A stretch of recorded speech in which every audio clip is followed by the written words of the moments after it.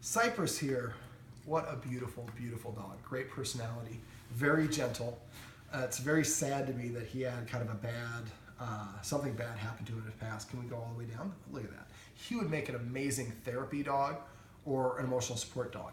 I think that basically he had lower self-esteem when he came into the house. He wasn't very confident.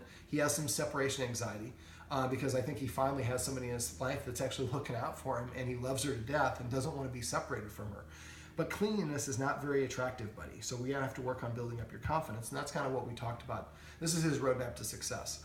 So some of the things that we went over, because he submissively urinates around the husband, who's a little bit of a larger guy, he's not abusive at all to the dog, but for some dogs, height is a little bit difficult for them to deal with, and for some dogs that have been abused by men, they can label all men that way.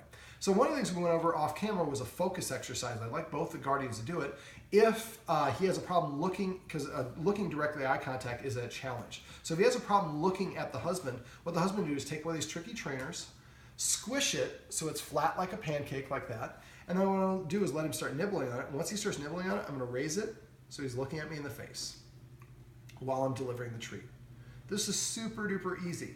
And now we're creating a positive association with looking up at the guy, at the male. Now, I've been using a lot of soft body language, so he doesn't have any problems with me, but when I first came in, he was kind of standoffish, as we saw in the very first video. And he has this kind of very cowery position, which tells me that he was abused or something bad happened to him in his past, which is unfortunate because he's just such a beautiful dog. But I think sometimes when we, and that might, I don't know, I didn't talk about this with the guardian, but a lot of times people, if they see a dog that's had that sort of situation, think, I'm going to try to make up for what all the abuse happened before by over-loving him and providing him with no structure because I want him to feel just confident. But that structure can actually help dogs feel more confident. A lack of structure can be overwhelming for them. So one of the first things we started talking about were rules. And he's a really great dog. Aside from having some accidents in the house when he's left home alone because of the separation anxiety, which is not an accident really, and one accident the first week, he really doesn't have any behavior problems. So what we went over were, but having rules we can incorporate. He doesn't even go on the furniture, so that's usually the first rule that I suggest. He doesn't do it on his own. So another example of a great dog or great dog behavior. One of the rules I have with the dog have to sit before we let it in or out of a door. If he doesn't sit when I give him the command the first time, I wait about 2-3 seconds. If he doesn't sit, walk away. Sit down at the table next to the back door. I'm just laughing because the guardian's petite and she could sit at the kids' table that's by the door.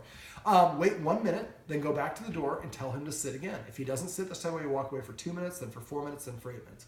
Anytime his butt hits the floor, we get up and we let him out that door immediately or in the door. And at first we do it whatever direction is more important to him. If he wants to come inside, we start with him outside. Eventually we do it in both directions.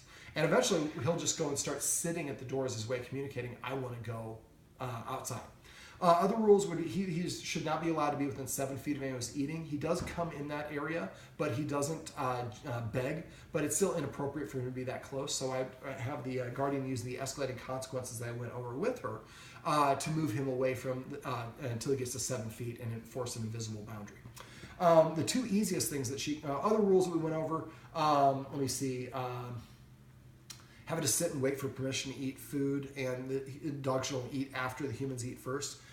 We'll go over that a little bit off when we finish this video. But look for ways to delay gratification and incorporate rules and structure. Great way to do that, the two easiest ways to train your dog. First one I call petting with a purpose. It means petting the dog for doing something only. So now for him, we want to avoid patting on top of the head because this creates a downward nose orientation, and insecure dogs look down. We want him looking up with that nose in the air like he has there. So we put him under his chin. We want to say just the command word. If I tell him if he knew crash is his down word, I said crash. And then he lay down, I pet him and say crash. I'm going to say it twice. Once during the command stage, one during the reward stage. Now, for passive training or for petting with a purpose, after a while what will happen is he's going to come and sit in front of the human saying, hey, I'm sitting, can you scratch me behind this ear? And we want to pet him like that as much as possible because we're training him a new way of asking for attention. Right now, he nudges and he paws for attention. Now, he does it in a very gentle way, but he's still trying to take or kind of firmly ask. So we want him to understand that you have to ask gently, and you ask through good behavior by sitting in front of us. We also call this manding or learning to mand. Now, if we come in the room, we see somebody's petting the dog, he's standing up, we say, paycheck. That person stops petting, we ask him to sit. When he sits, we pet him on his chin, say, sit. And we turn to our partner and say, actually, I asked him to sit before he came in the room. Once he sits or prepays for it, you can pet him for hours after that. We just want to ask him. If he's already laying down and want to pet him, and I just want to pet him, he's not asking, ask him to get up or come and lay down over here. He just has to change his state. Let me see. That leads me to passive training, which means we're basically just going to reward him for desired actions and behaviors. Every time he comes to us, we're going to pet him and say, come. Every time he lays down, we're going to pet him and say, crash. Every time he sits, we pet him and say, sit. We don't wait for it. We don't lure him. We ask him. We just reward him when he does. Just like we have kids who gets an A, we make a big deal out of them getting an A. We hope that making that big deal will reflect on them getting an A in the future. So for him, the more that he gets rewarded in a positive way for things we want, the more he's going to emulate those actions and behaviors. Now you have a dog that's doing the things you want them to do. One of the things we went over, teaching him to use this dog bed. We were calling this Maui. And so I toss a treat onto the dog bed. As soon as he comes over and licks it up, we say the word Maui. That's the first way I do it, is I just toss, let him go get it, and he gets it and he leaves. After I do that for about 10 or 12 treats, then I take a treat and I leave it on the dog bed.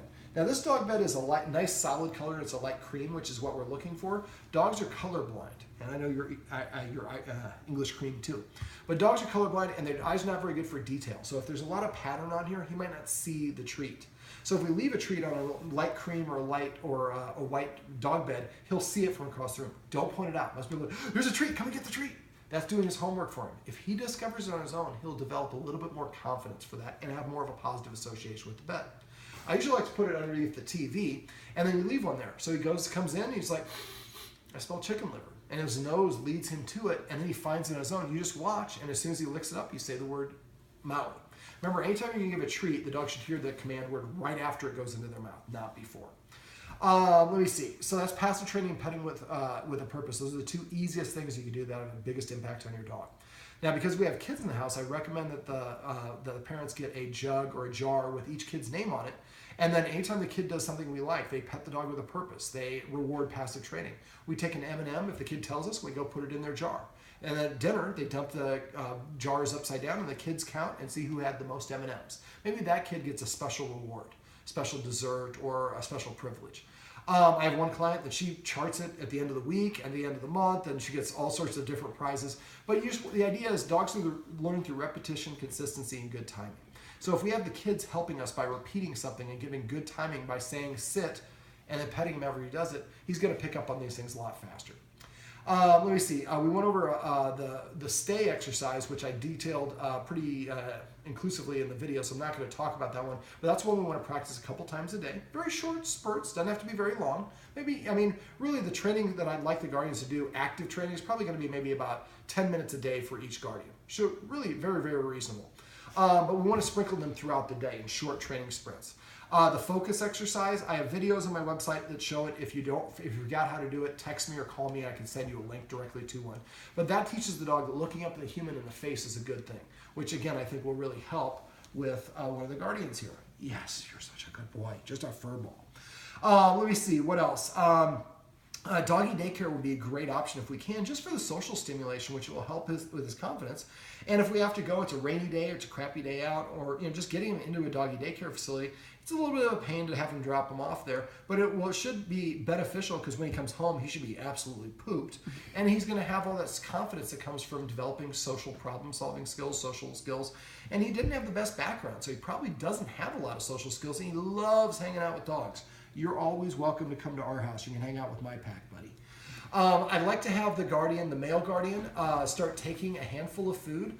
Take the scoop, however much he should be getting, put it in his hand and rub it between his hands and put it in a Ziploc bag. So when mom is feeding him, we can put a little bit of the dad's scent on his food, which will create another positive association. For eating, we're going to give him 3 minutes to eat. We're going to put food down, and then he's not allowed to eat. Then mom is going to eat, or the kids are going to eat in this case, something before he gets permission to eat. Now, what I do is I use passive training to teach them. I have 3 dogs. I say grub, chow, and feast. Each dog has its own unique command word. So every time he starts going and eating, and maybe we let the kids come up with a name for this, every time he takes the first bite, we say chow, or grub, or whatever the word is, just for the first bite for about 2 months. After 2 months, you say grub, he runs over, because he hears grub, there's food in his mouth. So that means something to him. Yeah, he's got to go back to mom. Now, the mom thing, the practicing at the stay is really going to be helpful for that. Are you going to come back here? Come. Passive training. It's the easiest thing you can do, and you deserve it. Yes, I know there's 2 treats right there. I'm going to give you one for coming over here, buddy. And then the other one, you got to come and sit over here. Let me see. So having the kids help with that passive training, I think, will really be beneficial. Yes, I have one more. Why don't you come back over here? Tell you what, you go over there and get this one. Go get that one. No, you got to go get that one first. Just going to lay here. I want everybody to see how pretty you are. We'll let him think about that. Let me see. Also, don't get in the habit of moving around the dog. Walk through the dog so he learns when the humans come, I need to defer and move out of their way. It's like, I'm not going to go get the little one. I want the big piece. Follow through. If we ask him to do something and he doesn't do it, get up and follow him. Don't do it aggressively, but when he does sit or whatever it is, then make sure you reward him. But he has to understand that when the human asks me to do something, it's not a request. They have to do it. Another rule I forgot about would be not to be allowed in the kitchen when we're cooking food. The rest of the time he can go and go as he pleases. So we're going to use that third escalating consequence. March directly at him until he turns sideways. And as soon as he turns sideways, stop, unless we're enforcing an invisible boundary. So if I want to enforce the boundary here, I'm going to walk. Now here I can see it, but if this is the edge of the kitchen that I want to absorb, as soon as I get here, I stop, and the dog's on this side. After a while, the dog tries to go around me, I beat him to the punch. After a while, he goes, oh, there's an invisible line there. I'm not allowed to go in there when they're eating food. Now, it shouldn't be allowed around anybody who's eating food, and he should eat after them. Right now, he's not eating very well because I think part of it is he has food in the bowl all the time. Also, I think he's a lower self-esteem. I think he doesn't think it's appropriate for him to eat unless he sees the humans eat first. So that may make a big difference. Also, make sure we switch up their food. We don't want to always feed him the same flavor of food, and that's what a lot of people do. I used to do it myself. The folks over the Green Spot taught me to just pick a brand. I feed to Kana, and each time I get maybe duck and pear. The next time I get lamb and rice. Next time I get wild poultry or whatever it is. That way he has variety. Remember, when you switch from one bag to the next, first day, 70 for both meals, 25% of the new food, 75% of the old food. Second day, half and half. Third day, 25% of the old food, 75% of the new food. That'll prevent him from getting gas. All right, buddy, you talked me into it because you're just such a sweetheart. He is really a beautiful dog, and he has just an amazing energy and personality. Out of all the dogs, I've worked with about 2,500 dogs at this point. I would say you're probably like in the top 15 of the least number of problems. Now, separation anxiety is frustrating. When we have dogs that have accidents and are clingy, that can be frustrating for us. But remember, these are coming from an insecure and a weak place, not coming from a challenging or defiant place. So I think that now that we're using positive reinforcement to reward him for what he's doing, also if you're petting him and he puts his paw on you like that, immediately stop petting him. Don't chastise him. No, just stop petting him. Remember, you have 3 seconds to reward or correct the dog for them to make that connection. It needs to be a lot of repetitions, but within 3 seconds. So if he starts petting you, wait 4 seconds before you pull your arm away, he's not going to get the same message. 3 seconds is your goal or your maximum. A third of a second should be your goal. Come. What a good looking dog. All right. Cypress, this is his roadmap to success. Remember, everything you do trains your dog. Only sometimes you mean it. Right, buddy?